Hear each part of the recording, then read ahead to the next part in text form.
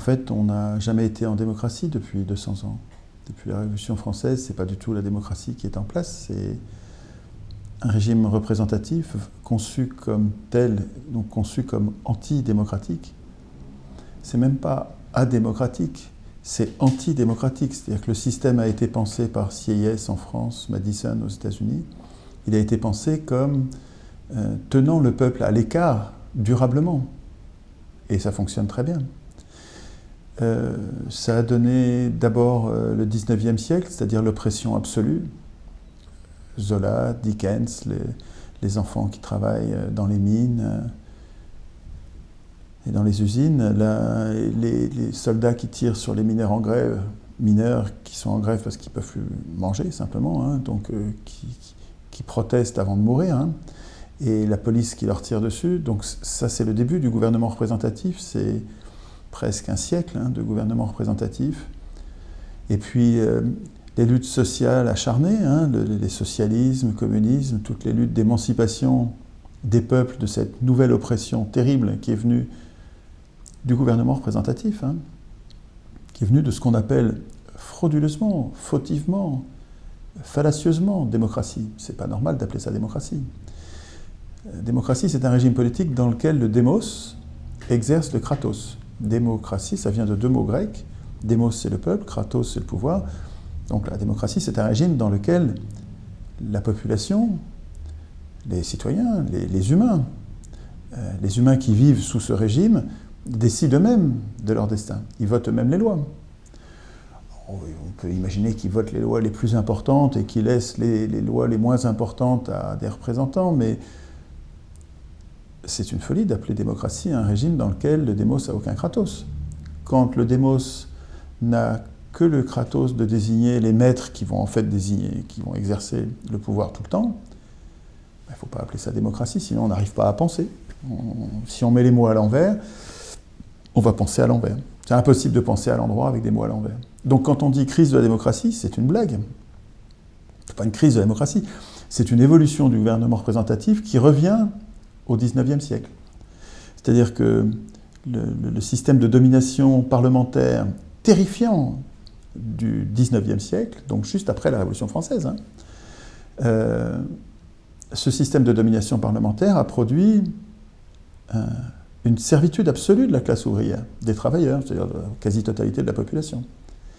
Et bon, l'organisation en syndicats, en partis ouvriers, a permis de résister, de s'organiser, de faire reculer le capitalisme en lui faisant peur, avec un rapport de force, en établissant un rapport de force. C'est une lutte des classes, quoi. Il y a la classe de ceux qui travaillent, qui est opprimée par la classe des oisifs. Des frelons oisifs, auraient dit les révolutionnaires. Et donc nos luttes sociales ont permis, ont conduit le capitalisme à reculer, au système de domination à reculer, et on a obtenu le droit du travail et des institutions protectrices un peu qui améliorent la vie. Et en fait, ce qui s'est passé au début du XXe siècle, c'est l'arrivée au pouvoir d'un régime anticapitaliste, prétendument, oui, anticapitaliste, qui est l'URSS, le communisme marxiste, qui n'est pas la seule forme de communisme. Il y a deux formes de communisme. Il y a le communisme autoritaire, qui est le marxisme et les dérivés, et puis le communisme libertaire, donc c'est les anarchistes, et tous les dérivés. En fait, c'est une nébuleuse, ça recouvre plein de choses passionnantes d'ailleurs. L'anarchie, qui est présentée par la bourgeoisie comme le mal absolu, évidemment, puisque les bourgeois ont beaucoup à craindre des pensées émancipatrices de l'anarchie. En fait, c'est une des plus belles littératures qui soit. C'est beaucoup plus stimulant, prometteur même que le communisme marxiste. C'est très autoritaire, le marxisme. C'est pas démocratique. Alors, il y a des marxistes démocratiques, mais il n'y en a pas beaucoup. La plupart des marxistes, ils détestent le référendum, par exemple. En tout cas, ils s'en méfient au plus haut point. La plupart des marxistes, alors c'est difficile de quantifier, mais moi j'en connais plein, c'est des copains, Et ils ne sont pas du tout pour le référendum. Hein. Le référendum d'initiative populaire, mais ils en ont peur. Ils ont peur que le peuple prenne des décisions qui ne soient pas dans le sens de ce qu'eux jugent bon. Et donc, ils n'en veulent pas. Donc, mais toujours est-il que l'advenue d'un régime communiste, marxiste, anticapitaliste, en URSS, a représenté pendant 50 ans, 60 ans, 70 ans, une opposition, une crainte pour les capitalistes, et donc un contre-pouvoir. Et les capitalistes, dans nos pays gouvernements représentatifs de l'Occident, ont lâché du lest. Et donc c'est devenu des régimes plus libéraux, quoi, des régimes de liberté.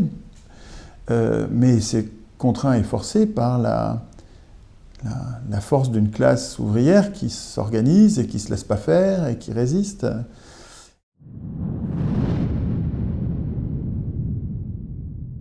Il y a un livre de Grégoire Chamaillou qui s'appelle « Société ingouvernable » et qui explique un moment essentiel pour comprendre ce qui se passe aujourd'hui, qui explique de façon très documentée, avec plein de sources, les preuves des aveux. C'est un livre très important. Et le sous-titre en est « Généalogie du libéralisme autoritaire ». Et en fait, en 68, à force de nous organiser pour nous défendre, les travailleurs se sont mis, pas seulement en France, mais tout le monde en France connaît mai 68, mais en fait 68 a été une année de rébellion des travailleurs partout sur Terre. Les travailleurs du monde entier se sont soulevés contre leurs employeurs en réclamant la liberté, la souveraineté, la démocratie. Et ils se sont mis à désobéir. Et ça a foutu une peur bleue aux capitalistes, une peur bleue qui est ultra documentée. Il y a les plus grands capitaines d'industrie, les plus grands patrons des plus grandes boîtes, s'écrivaient entre eux, se parlaient, se réunissaient et disaient « le capitalisme est foutu, ils n'obéissent plus ». On a oublié ça. Hein. Le capitalisme a eu très très peur à ce moment-là. Et même ils pensaient que c'était foutu. Et puis il y en a d'autres qui se sont obstinés, qui ont dit « pas du tout, c'est pas foutu, on va reprendre le pouvoir, on va reprendre les manettes, et qu'est-ce qu'il faut faire ?» Et ils se sont fait une feuille de route de ce qu'il fallait faire pour ne plus laisser les travailleurs désobéir. Et parmi ces mesures qu'ont pris les patrons, ça c'est le début des années 70, hein, donc les années 70, c'est le début de ce qu'on appelle le néolibéralisme ou l'ultralibéralisme. Donc c'est une réaction à une insubordination, c'est une réaction à une désobéissance générale.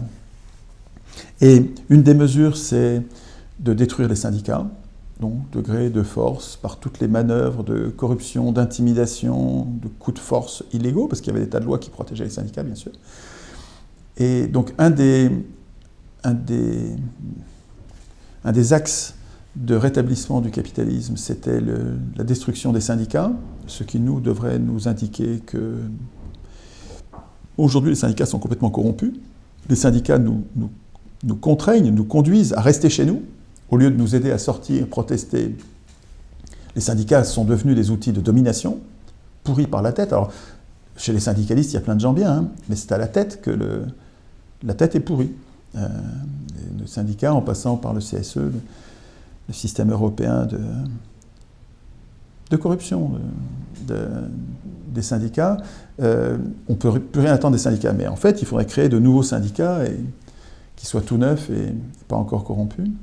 Une deuxième ligne et qui colle avec ce qu'on vit aujourd'hui, hein, une deuxième ligne d'attaque des travailleurs par les capitalistes, qui décidait dans les années 70, c'est le chômage.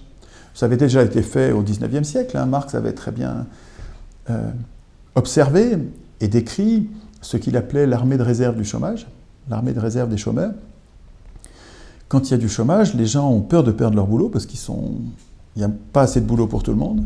Et donc, en ayant peur de perdre ton boulot, tu es moins revendicatif, tu fais moins la grève, tu demandes moins un meilleur salaire, tu demandes moins des conditions de sécurité pour moins craindre pour ta vie dans ton boulot. Enfin, t'es plus docile, quoi, hein, quand tu as peur de perdre ton boulot et de ne pas en retrouver.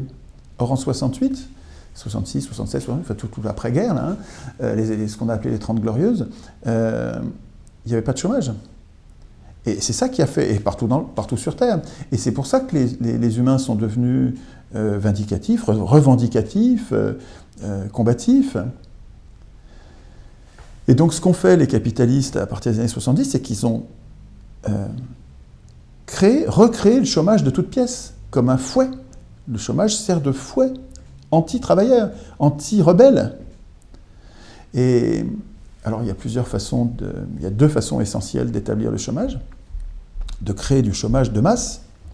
C'est d'une part le libre-échange, c'est-à-dire mettre en concurrence, ils disent libre et non faussé, c'est-à-dire une concurrence sauvage, les pays riches avec les pays pauvres, ce qui tire tout le monde vers le bas, parce que quand tu mets en concurrence les travailleurs d'un pays dit riche, c'est pas le travailleur qui est riche, hein, c'est le pays, hein, donc, mais le travailleur, lui, il est pauvre, mais quand tu le fais, c'est relatif la pauvreté et la richesse, hein, et le travailleur, même dans un pays riche, le travailleur, il est pauvre par rapport aux riches de son pays.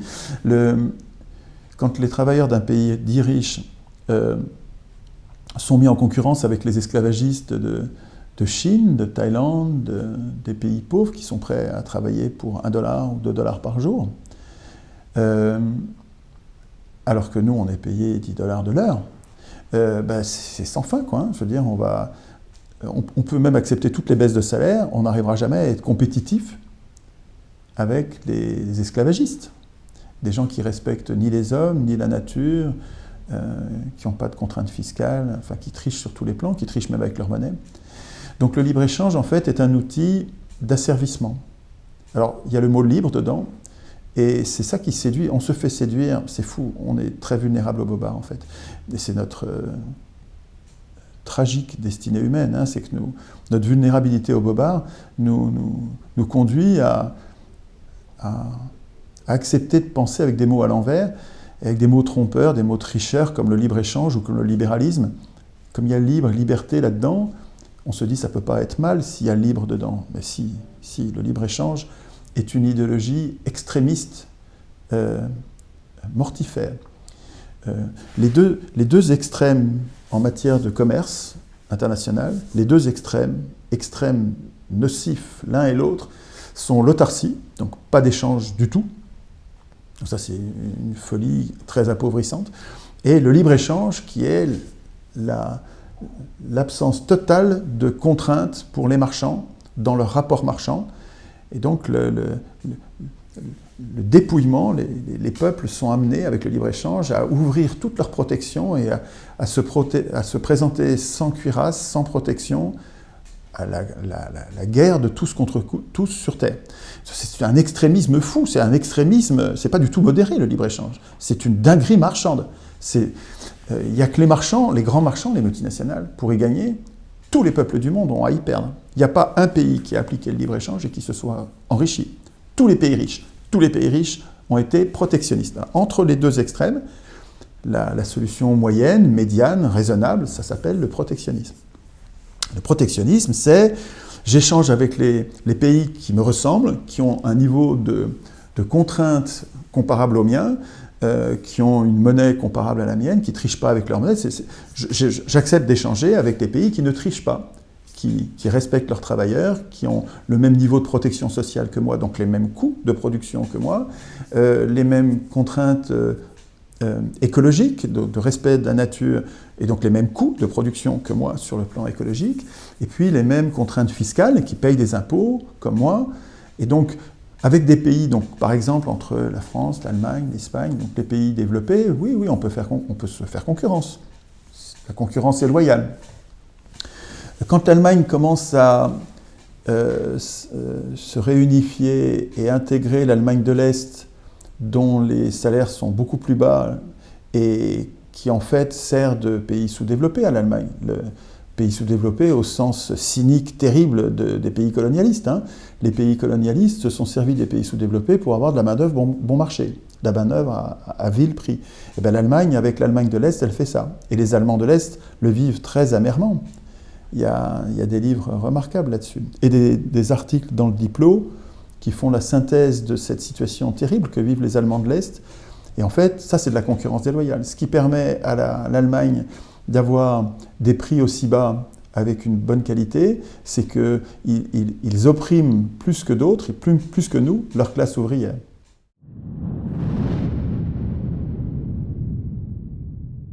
Dans un pays, il y a un volume qui représente l'ensemble des richesses produites. Nous produisons des richesses. Par notre activité, nous produisons des richesses, des biens à échanger.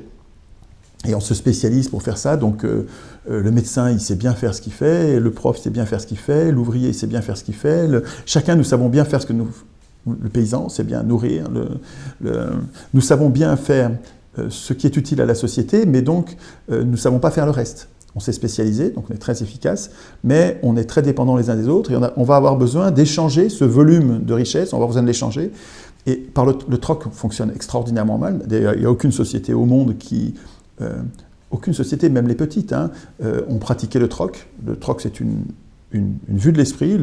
Il y a eu des moments où on a pratiqué le troc, mais c'était avec les étrangers, ou avec des ennemis, des gens qu'on voulait rouler. C'est Graeber qui explique ça magnifiquement, David Graeber, qui est mort malheureusement, c'est une tragédie. Et donc, il nous faut un moyen pour échanger entre nous ces différentes richesses, et ce moyen, c'est la monnaie. Donc, en face d'une masse de richesses à échanger entre nous, nous avons besoin d'une masse de signes monétaires, la monnaie étant l'outil qui sert à échanger les richesses. Et il faut que ces monnaies, ces deux volumes, correspondent. Si vous créez trop de monnaie, si vous créez de la monnaie sans créer les richesses en regard, vous avez une dévalorisation des signes monétaires. Chaque signe monétaire, si vous imaginez que 1 en monnaie valait 1 en richesse, si vous doublez le volume de la monnaie, vous vous retrouvez avec 1 en monnaie qui ne vaut plus qu'un demi en richesse. Et en fait, c'est comme si vous aviez diminué la valeur de la monnaie par 2. Donc vous avez... Et celui qui avait 100 en sa poche, c'est comme s'il n'avait plus que 50, parce qu'il ne peut plus acheter autant qu'avant, parce qu'on a créé trop de monnaie. Donc si vous avez trop de monnaie par rapport au volume de richesse, vous avez de l'inflation, une hausse des prix.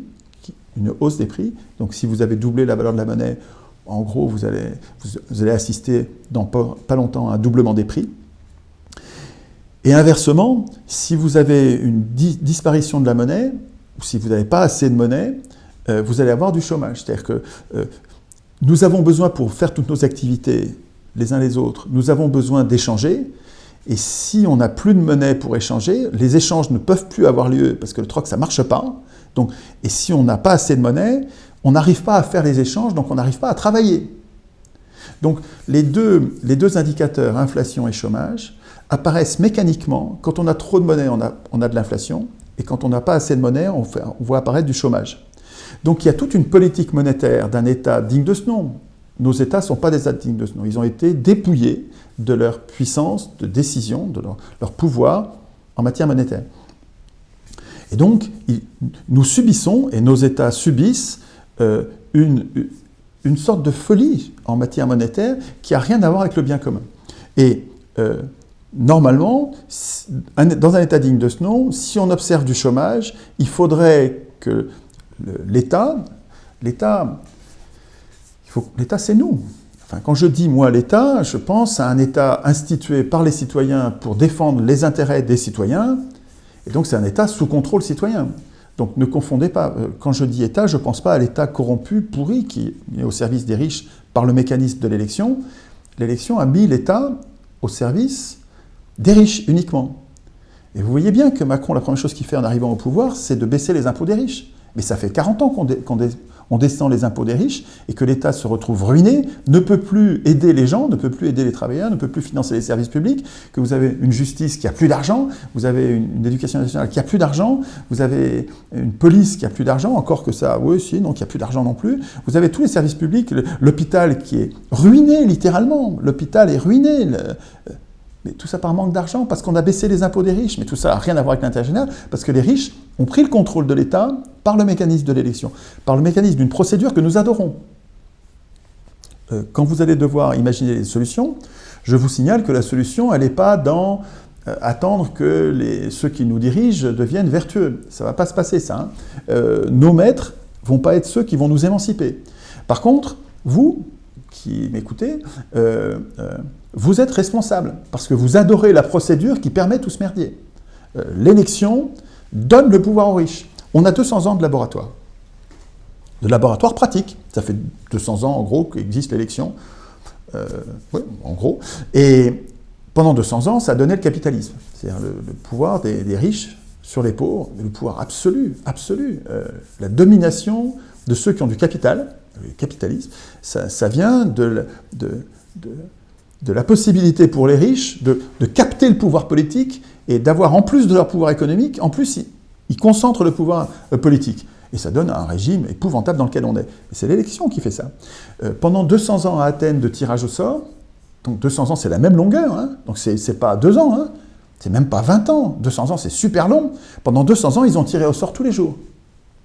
Ils tiraient au sort leurs représentants pour n'en avoir rien à craindre. Et parce que c'était des pairs, hein, quand vous tirez au sort quelqu'un, il ne se croit pas, il ne se la pète pas en disant « je suis le meilleur ». Alors quand quelqu'un qui est élu, il se transforme dans sa tête, il pense qu'il est le meilleur.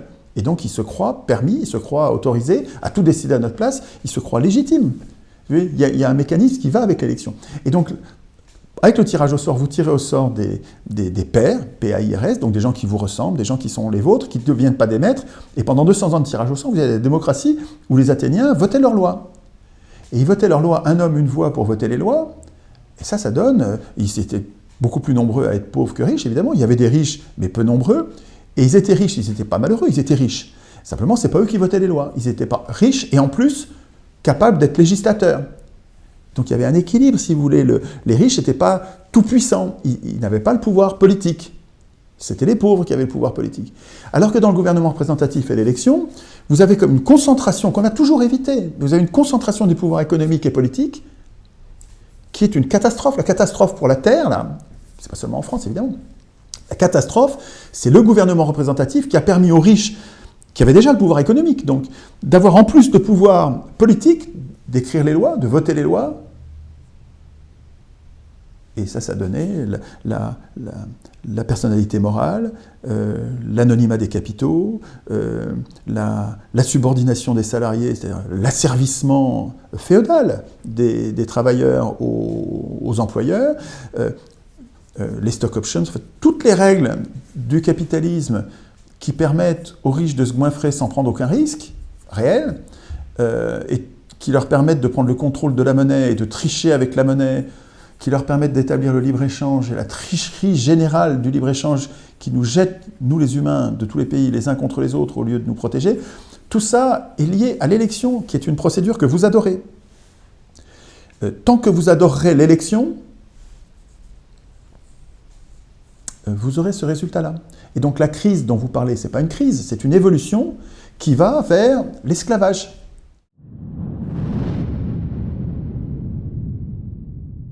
Le régime du gouvernement représentatif, qui est un système de voleurs de pouvoir, qui permet aux riches d'accéder au pouvoir en contrebande et ensuite de devenir législateurs et de se donner tous les leviers de l'enrichissement sans fin et de condamner les travailleurs à rester pauvres sans fin, ce régime-là n'est pas une fatalité. Il a été institué par des riches pour les riches, et ça fonctionne. À l'époque, en 1789, au XVIIIe siècle, au XVIIe aux États-Unis, au XVIIe en Angleterre, la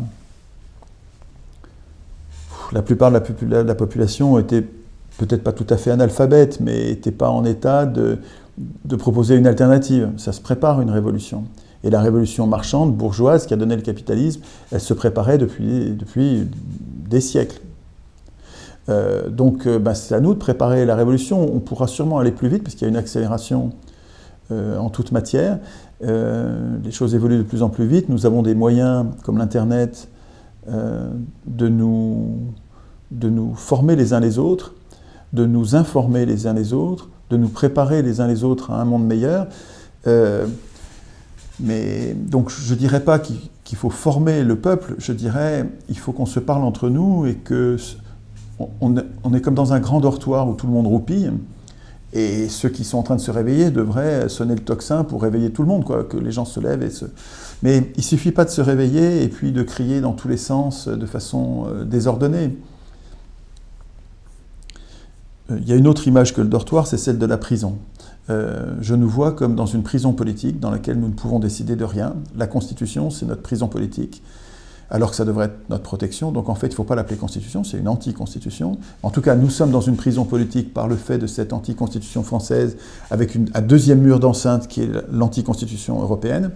Et enfermés de cette façon, nous sommes, c'est comme ça que je nous vois, nous sommes comme agglutinés aux fenêtres, en train de regarder le monde libre, regarder la liberté, le réel, et de nous dire, si on était libre, si je suis élu, il faut qu'on aille à gauche, alors qu'on est tous dans une prison. Hein. Et il y en a d'autres qui rétorquent et qui protestent en disant, pas du tout, ce qu'il faut faire, c'est prendre des mesures, il faut aller à droite en sortant de la prison. D'autres qui disent, bande d'extrémistes, les uns et les autres, si on sort, il faut aller tout droit. Je considère ces discussions législatives, est-ce qu'il faut prendre des lois de gauche, est-ce qu'il faut prendre des lois de droite, est-ce qu'il faut prendre des lois du centre, ces discussions entre des gens qui sont privés de tout pouvoir de décider quoi que ce soit, c'est des bavardages, nous bavardons pour rien, nous discutaillons en vain, c'est pas nous qui décidons, c'est pas nous qui votons nos lois. À quoi servent ces discussions législatives alors que nous sommes dans une prison dans laquelle c'est pas nous qui décidons? Nous ne sommes pas libres de décider. Donc, je considère ces discussions législatives, avec cette grosse discussion, qui est une discussion qui serait importante une fois qu'on serait en dehors de la prison, mais qui n'a pas de sens quand on est dans la prison. Je les considère comme oiseuses, comme inutiles, comme contre-productives, parce qu'elles nous font perdre notre temps, elles nous font nous distraire, et en plus elles nous jettent les uns contre les autres, elles nous empêchent de nous rassembler, de fraterniser pour sortir de la prison. Alors que notre cause commune, et nous avons besoin d'une cause commune, pour avoir la force que pourrait nous donner le nombre, il nous faut une cause commune. Et sinon, on part dans tous les sens et en fait, on n'est pas fort du tout. Notre nombre fait une faiblesse, comme le dit très bien Simone de Veil. Je dis de Veil pour la distinguer de la politicienne. Et donc, dans cette prison où nous sommes aux fenêtres, en train de regarder le monde de l'extérieur et en ayant des discussions des discussions législatives sur qu'est-ce qu'il faudrait faire si on était libre, on ne prête pas attention au fait que la porte de notre prison, la porte de la cellule qui est derrière nous, en fait, elle n'est pas fermée à clé. Ce n'est pas une fatalité, le fait que nous soyons dans une prison. Nous pourrions sortir. Je répète, nous sommes enfermés, nous sommes dans une prison dont la porte n'est pas fermée à clé. Il y a une porte qui est derrière nous, il suffirait de la pousser. Si moi je la pousse, ça ne l'ouvre pas, je ne suis pas assez fort. Si on se met à 100 000, 1 million, même avec un grand parti, 2 millions, on n'est pas assez fort. Il faut que ce soit le peuple uni. Il faut que ce soit les gens de gauche et de droite. Et quand je dis ça, je me fais crucifier par les gens de gauche qui considèrent que je suis un traître. Et c'est une folie, je ne suis pas un traître. Je suis toujours de gauche. Ouais. Simplement, je vous dis, être de gauche quand on est dans la prison, ça ne sert à rien, on s'en fout, c'est des discussions à la con. C'est des discussions à la con. Il faut d'abord sortir de la prison. Et pour sortir de la prison, il faudra qu'il y ait des gens de gauche et de droite.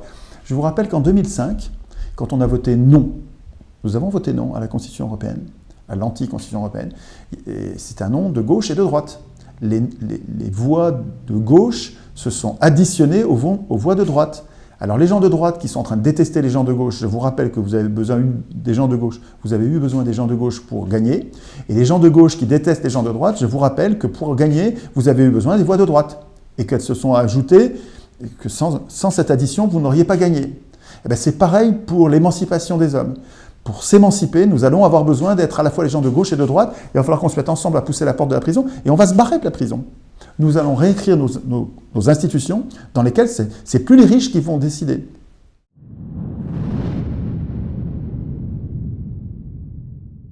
Et donc, ce que je défends depuis 15 ans, c'est le réveil populaire pour que advienne un processus constituant populaire permanent.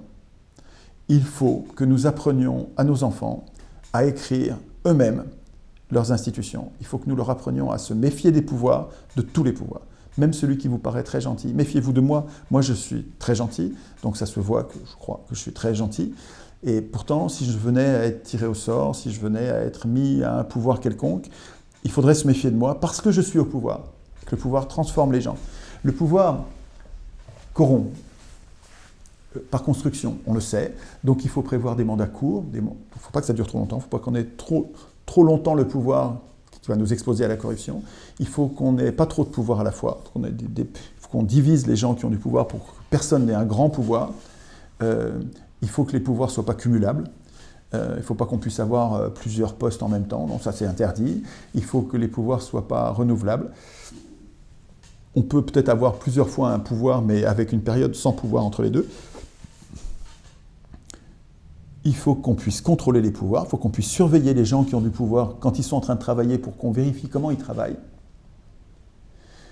Ça vous choque de surveiller les gens qui ont du pouvoir sur vous? Ça vous choque de les surveiller? Par exemple, j'ai plusieurs exemples, mais par exemple dans les commissariats. Les commissariats sont un lieu de pouvoir, un lieu de coercition important. Hein. On a besoin, je ne dis pas qu'on n'a pas besoin de la police, hein, puis c'est un métier difficile, hein, avec beaucoup de violence qui a été accumulée historiquement. Donc les policiers, il faut un métier difficile. Mais en même temps, il faut un métier très utile et très dangereux. Très dangereux, ils devraient accepter, s'ils n'ont rien à se reprocher, ils devraient accepter d'avoir des caméras dans les commissariats, dans toutes les pièces. Il devrait y avoir une caméra avec un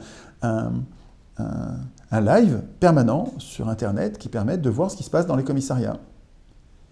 S'ils n'ont rien à se reprocher, il n'y a aucun problème. Enfin, je ne comprends pas. Ça ne devrait pas faire de levée de bouclier. Moi, j'étais prof. Toute ma vie, j'étais prof. Ça représente un pouvoir, ça, sur les enfants. Et je connais, j'ai 30 ans d'expérience, je connais des exemples de profs qui étaient méchants et qui exagéraient et qui abusaient de leur pouvoir sur les enfants, avec une sévérité, une injustice. Et s'il y a un pouvoir, il devrait y avoir une surveillance. On devrait pouvoir avoir des caméras dans les classes qui filment. Alors il va y avoir une levée de bouclier des profs qui vont dire « mais comment on nous surveille, on se méfie, on ne va plus pouvoir être libre, comment libre? Vous avez besoin d'être libre sans être filmé ?» Normalement, si ce que vous faites est bien, vous êtes filmé, c'est imparfait, bon voilà, mais c'est pas délictueux. Donc si ce n'est pas délictueux, il n'y a pas de problème, vous serez filmé. Et si vous ne voulez pas le faire, faites un autre métier. Mais si vous exercez un pouvoir, donc si vous êtes ministre, il faut que vous ayez des caméras dans tous les bureaux, qui soient reproduits en live partout sur Terre, partout dans le pays. Si vous êtes président, il faut que vous soyez filmé partout. Si vous êtes juge, il faut que vous soyez filmé partout où il y a un pouvoir, il faut qu'il soit surveillé. Si les gens qui se soumettent au pouvoir deviennent souverains au point d'imaginer de véritables contrôles des pouvoirs auxquels ils vont être soumis, ils en auront beaucoup moins à craindre. Et ils ne laisseront pas les pouvoirs les surveiller, eux, les représenter, comme si c'est eux les représentés qui étaient dangereux, alors que c'est les gens qui sont au pouvoir qui sont dangereux, bon sang. C'est incroyable. Nous sommes rendus à ce degré de sottise et d'assujettissement, d'abrutissement de la propagande des pouvoirs, au point d'accepter que les pouvoirs nous surveillent jusque dans notre salle de bain, jusque dans notre chambre à coucher, jusque partout. Nous acceptons d'être surveillés par les pouvoirs et nous avons comme une espèce de complexe d'infériorité, une espèce de, comme dit Mélenchon, une pudeur de gazelle à surveiller les pouvoirs. On nous a mis la tête à l'envers. Nous ne sommes plus capables de nous défendre. Nous avons besoin de pouvoir, ces pouvoirs sont dangereux, donc il faut les surveiller. Il faut les surveiller, il faut les affaiblir, il faut les apeurer. Il faut que toute personne qui ait du pouvoir ait peur de quelque chose. Ça, il faut l'apprendre à nos enfants. Il faut que nous apprenions à nos enfants, écoute bien, dans ta vie, c'est toi qui vas écrire la Constitution, tu vas y réfléchir avec tes congénères humains, n'oublie pas ça. D'abord, c'est ton boulot à toi, mon enfant, d'écrire la Constitution et de la faire appliquer. Donc de l'écrire, d'en surveiller l'application, de punir ceux qui ne la respectent pas, et quand il y a quelque chose qui cloche dans la Constitution, de la modifier. Mais écoute bien, mon fils, ma fille, écoute bien, il faut, quelles que soient les modalités que tu choisis, on peut imaginer plein de constitutions différentes, mais il faut que tous les pouvoirs aient quelque chose à craindre. Il ne faut pas qu'un pouvoir n'ait rien à craindre, comme le président de la République actuellement. C'est une dinguerie, ça. Ça fait un fou. Ce qui fait, c'est pas Macron, je m'en fous. Vous virez Macron, vous en aurez un autre à la place. Les élections vont produire les pires. Les élections choisissent les pires, toujours, toujours. Vous pensez qu'Obama, c'était bien, mais Obama, il a plus bombardé que Bush. Bombardé. Il y a une bombe américaine qui est larguée toutes les 18 secondes. Une bombe, c'est énorme, ça détruit une maison entière. Il y a tout l'immeuble qui s'écroule. Une bombe toutes les 18 secondes lâchent les Américains. Vous l'aimez, Obama? Pensez qu'il a multiplié par 100, par 1000 le nombre de drones qui assassinent les gens, sans procès évidemment, qui assassinent les gens en détruisant des familles entières. Vous l'aimez, Obama? Les élus sont les pires. Si vous voulez éviter la guerre, il faut écrire vous-même la Constitution dans laquelle vous allez écrire « pas de guerre sans référendum ». Mais tant que vous ne le ferez pas, vous aurez les guerres. Parce que les tyrans ont besoin des guerres pour obtenir notre docilité. Ils savent bien que quand il y a une guerre, voilà, on se tait. Si c'est la guerre, il faut pas. C'est pas le moment de résister, d'emmerder le gouvernement. Il en a déjà assez avec ça. Il a assez d'ennuis. Et c'est pour ça que depuis César, les empereurs, depuis toujours, fabriquent les guerres pour que nous restions dociles. La guerre contre le virus, maintenant la guerre contre les Russes. Arrêtez, quoi. Arrêtez de jouer le jeu. Nous ne sommes pas les ennemis des Russes. Les Russes ne sont pas nos ennemis. Non, il faut ramener les choses à l'essentiel. Et l'essentiel, notre cause commune, c'est qu'il faut qu'on apprenne à instituer nous-mêmes notre puissance politique. La puissance politique qui nous manque pour imposer la justice, la paix, la prospérité. Mais arrêtez d'adorer l'élection. Il ne faut pas accepter d'élire l'Assemblée constituante. Il faut que vous écriviez vous-même la Constitution. Il va falloir que vous travailliez un peu. Sinon, vous allez avoir un monde de merde. Une dystopie, mais vous l'aurez mérité parce que vous avez été des missionnaires du processus constituant. Mais c'est en train de changer. J'espère que ça change. Ça germe partout. Nous sommes capables d'écrire nos institutions. Nous sommes capables de gérer nous-mêmes notre monnaie, de mettre fin au chômage, de mettre fin absolue au chômage. Et donc, cet outil de coercition, nous sommes capables de faire ça nous-mêmes. Il faut travailler et refuser les divisions législatives qui nous jettent les uns contre les autres alors qu'il n'est pas temps. Il faut s'unir pour fabriquer la puissance populaire qui nous manque. Nous avons une cause commune.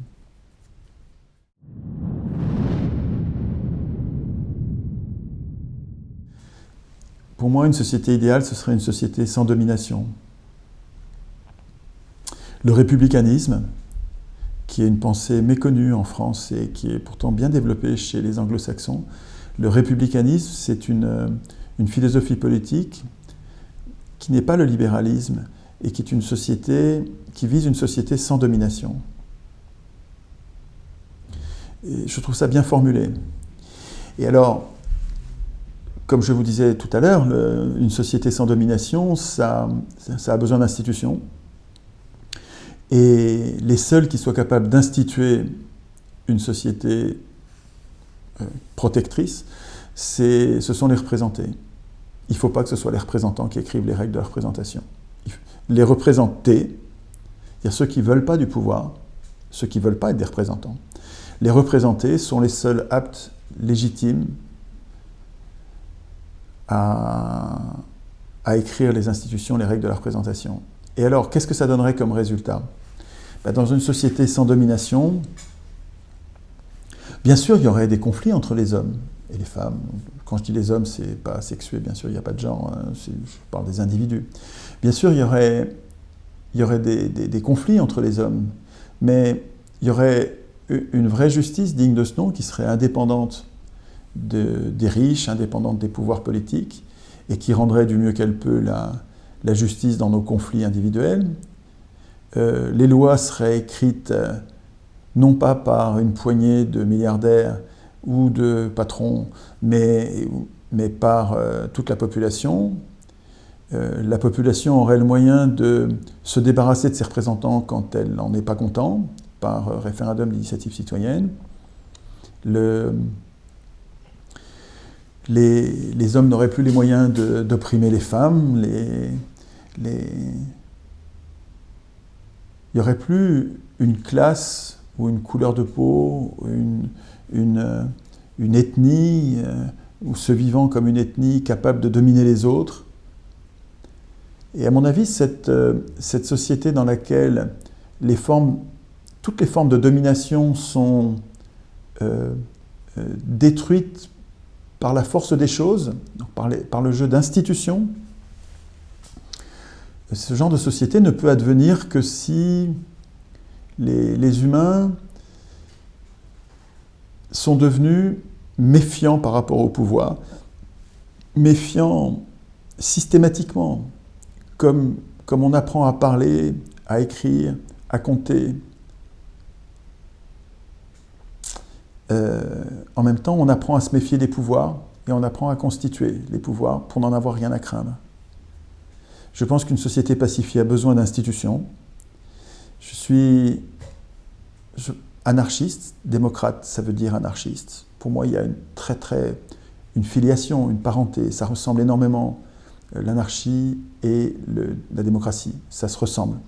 Le mot anarchie a été salopé par les bourgeois qui en ont fait un tableau noir comme si c'était une horreur. Mais ça, si vous lisez les anarchistes, vous verrez qu'il n'y a pas plus gentil, pacifique, raisonnable, intelligent, constructif, prometteur que la pensée des anarchistes, la plupart.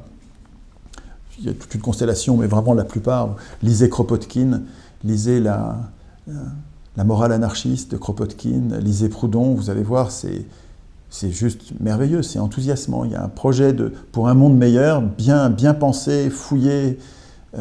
Lisez Anselme Bellegarrigue, c'est enthousiasmant, c'est pas long, c'est enthousiasmant.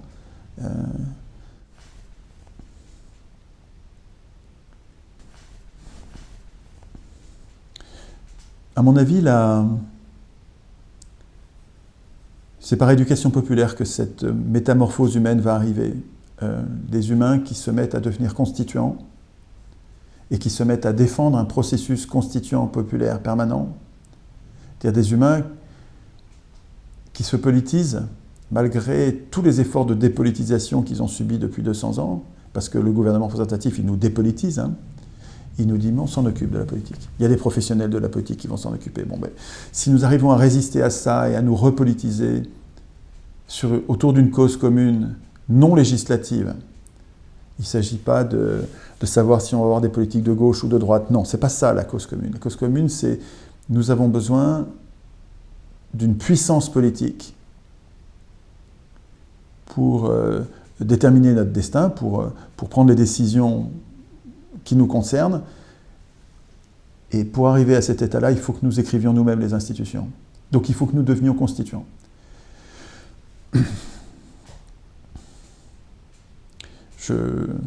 J'espère que ça viendra assez vite pour que je le voie, mais je ne suis pas sûr que ça arrivera assez vite pour que je le voie en vivant. Mais bon, je compte sur les enfants.